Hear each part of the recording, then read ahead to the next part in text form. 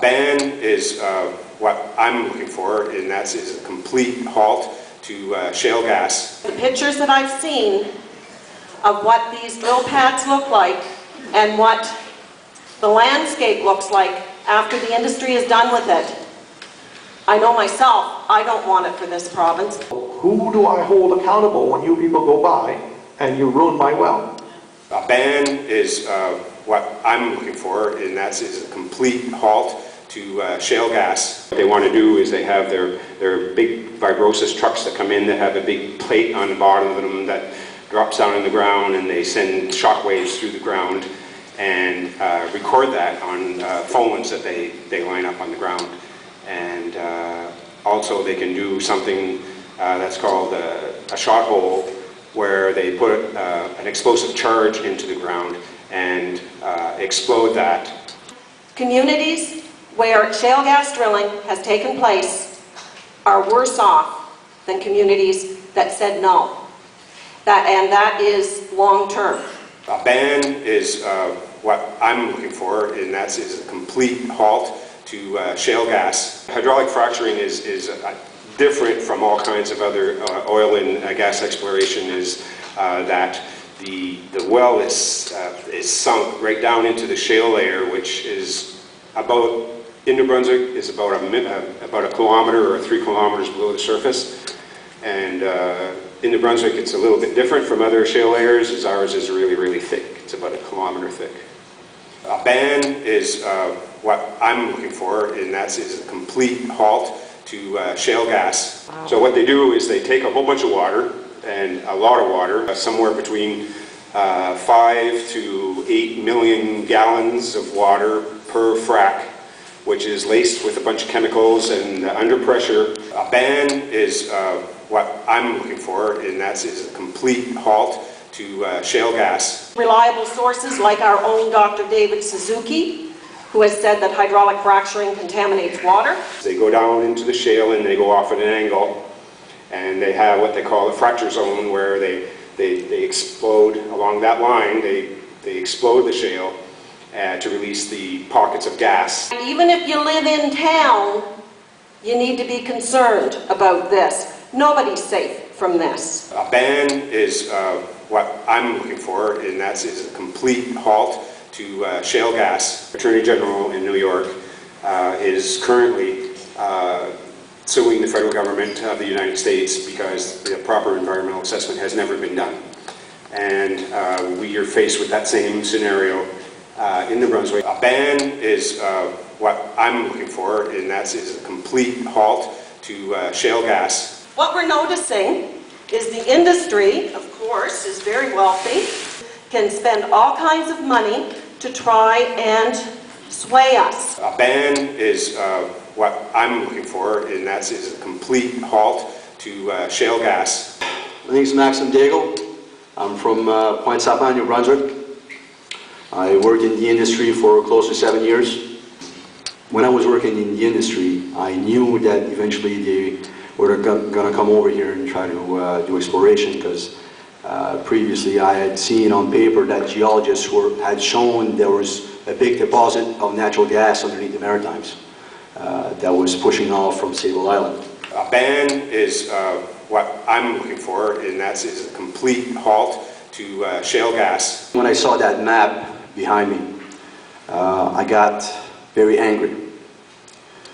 If you look at the map, it's all gridded and there's a number on it.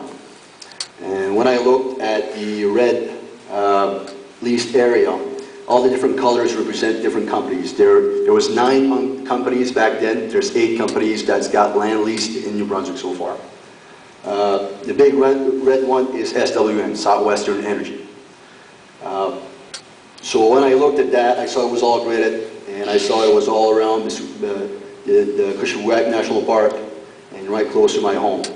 And knowing that aquifers run all across the province and nobody really knows where it's all connected, like I said, I got very angry. A ban is what I'm looking for, and that is a complete halt to shale gas. The underground aquifers that 64% of us use for our drinking water I don't think there has been a proper mapping of all the water aquifers in New Brunswick, but they're everywhere, and the streams and the rivers and the lakes and that underground aquifers are all connected. A ban is what I'm looking for, and that's a complete halt to shale gas. Houses can be repaired. What not can be repaired is our health, our children's health, and the quality of water. We only have 2.5% drinkable water on our blue planet. Seismic trucks in Alberta and British Columbia, they are legislated, they have to be clean when they go from site to site. Now I know there's some farmers in here, I know there's people that grow different produce crops, right? What if you're growing grapes and they track some sort of bacteria from one site to another that's going to affect your grapes or your potatoes? A ban is what I'm looking for, and that's a complete halt to shale gas. And I think you should all watch Gasland, by the way. It is a story of what happens to people when this industry sets up in their neighborhoods, what it does to their property values, what it does to their environment. It's a sad story, and it's a story I certainly hope doesn't happen to us. That can happen anywhere, because in Atlantic Canada here, I don't know, most of you all live rural areas, and you know that our wells are anywhere from 20 feet to nowadays they're drilling between 150 or 200 feet, but the older places, our wells are anywhere between 20, maybe 50 feet deep, and a lot of them are hand dug. So they're using the tamper trucks along the roadways, but if they get off the roadways, they're going to be using dynamite. And I was reading up, and they were saying that the dynamite charges nowadays between 12 to 15 feet. So that's 45 feet in the ground. And our wells are in the 45 feet area in the ground. So, and there's no way of telling whether or not, once the charges go off, what's going to happen underground. A ban is what I'm looking for, and that's a complete halt to shale gas. Now, as you're drilling, we use a lot of different drilling fluids. The three basic ones are gel chem, lots of chemicals in that also, acids and whatnot, detergents. The other big one is invert, which is basically diesel, with a lot of chemicals mixed in it.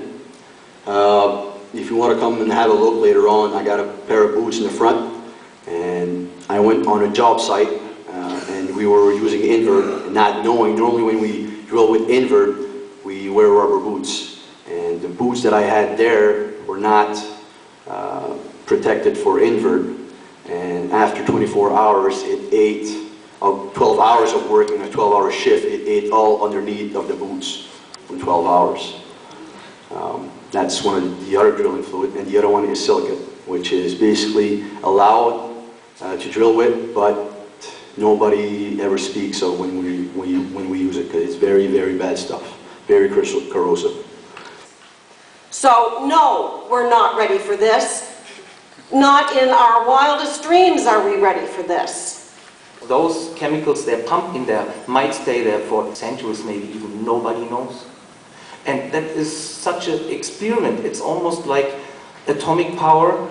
I know maybe some people think it's really safe, and I think the risk, like for example in Fukushima, we've seen what's coming out in Sellafield in the 60s, we know about Chernobyl.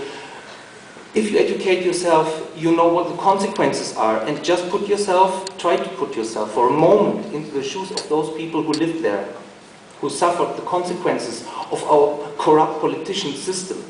A ban is what I'm looking for, and that's a complete halt to shale gas. The crew I was working on was a blasting crew, and the blasting crew was a set of tamper trucks. They used dynamite in the holes. And at the time, our holes were roughly about 60 feet deep in the ground. When we were outside, we were doing our blasting, we were doing our day's work, and when we went through this farmer's yard, his back field, I could see his barn and I could see his house and the silos and that. And, you know, I was 19, 20 years old, like, you know, whatever, it's great job. I'm outside making money and they're feeding me. And so when we set off our charges and we went back to pick up our equipment, this farmer come out and he was literally ready to tear our heads off. Upset, Jim. Oh yeah, He was upset. quite upset. Quite upset, all right. The CBC French, he said that j'avais reçu la colère d'un fermier. So I got the wrath of the farmer. And anyway, what happened is when we set our charges off, we collapsed the well in his barn and the well in the house. A ban is what I'm looking for, and that's is a complete halt to shale gas. This was just a seismic end of things. That's what they're doing in Kent County right now. It's just a seismic end of things. And we screwed up a farmer's well. A ban is what I'm looking for, and that's is a complete halt to shale gas. I went to Derwent, Alberta, right? Beautiful little pristine piece of heaven in Alberta, right? Population 49 when I bought my house. About a year after we moved in, our wells all started to stink, just reek of high heaven of sulfur, rotten eggs, right? And they ended up blaming it on the safe drilling practices for oil, right? A town of 49 had to put in their own water treatment system. All our wells were shut down, right? We couldn't drink from our own wells. We couldn't bath in our own water, right? All our wells had to be sealed. We weren't just allowed to disconnect them. We had to seal them. A ban is what I'm looking for, and that's is a complete halt to shale gas. My name is Peter Sieben, I'm from Germany, and my profession is I'm a naturopathic doctor. Very important and cannot be overstressed, because not only you want to live here for the next few years, but also your children and their children are supposed to have access to clean water, which is considered a human right. A ban is what I'm looking for, and that's is a complete halt to shale gas. I was asked if industry had been invited to present tonight, and I said no. They have far more opportunity to give their side of things than we do. In Germany, the following thing happened. The companies went in, and knowing that we have pretty strict laws in regards to protecting our water, they went straight to the mining office and applied there with their chemicals they pump into the soil. And they said those components, each and every single one of them, might be toxic, but this punch everything together is not considered, according to the law, as highly toxic. One outcome is that, of course, the water quality dropped incredibly. Another point was that parts of cities really dropped like 10 inches here, several inches. Those houses have been standing since 400, 500 years in this spot. Never, ever a crack occurred there. And now the houses start to crumble and fall apart. It's getting so bad that the whole village has to be kind of evacuated. I started really questioning whether or not that was a transformation that I wanted my beautiful pastoral, rural areas to go through. A ban is what I'm looking for, and that's is a complete halt to shale gas. Houses can be repaired. What not can be repaired is our health, our children's health, and the quality of water. We only have 2.5% drinkable water on our blue planet.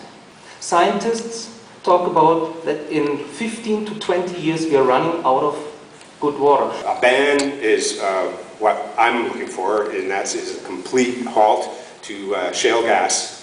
One of the things that Jim had mentioned about they use dynamite, right, to blow up. Right? A lot of times there are microbacteria that are in the soil. As long as they're in the soil, they're harmless. Right? My son was 2 years old, was exposed to one. The doctors estimated it had been dormant for 65 years. Right? It got on his hand. Everyone's familiar with the flesh-eating disease? Right? Got on his hand. He was 2 years old. We saw it. It was about half the size of a penny. 20 minutes later, it was the size of a quarter. I live 24 kilometers from the hospital in Vernon, BC. We got him to the hospital. By the time we got him to the hospital, it had gone from here right up to his arm. right? That was one microbacteria. They were able to stop it. He has no long-term effects from it, no scarring or nothing. But that's the stuff that they don't tell you. That's stuff that's in the ground that can come up. Sounds science fiction? It happens. So when things go wrong, they can go really wrong, right? The contamination of our water can be the minimal amount of stuff. You know, they don't even touch on sour gas. What happens if that's released? You know, where do we go if it's coming towards us? Before they can get it ignited so they can burn it off. That's normally what they do with it, right? What's our escape route if it bursts, right? Once we hit the coast, we ain't, unless you can swim, you ain't get further away from it. A ban is what I'm looking for, and that's a complete halt to shale gas. The study says water wells near gas wells have high levels of methane. They drilled 31 wells in Quebec, exploratory wells. 19 of 31 wells were leaking methane. Well, the people of Quebec, when they heard about this, had a tantrum, and now they have a moratorium in Quebec. And I hope we have a tantrum here in New Brunswick pretty soon. Because that shut that right down. Who do I hold accountable when you people go by and you ruin my well? A ban is what I'm looking for, and that's a complete halt to shale gas. A ban is what I'm looking for, and that's a complete halt to shale gas. A ban is what I'm looking for, and that's a complete halt to shale gas. A ban is what I'm looking for, and that's a complete halt to shale gas. A ban is what I'm looking for, and that's a complete halt to shale gas. A ban is what I'm looking for, and that's a complete halt to shale gas. A ban is what I'm looking for, and that's a complete halt to shale gas.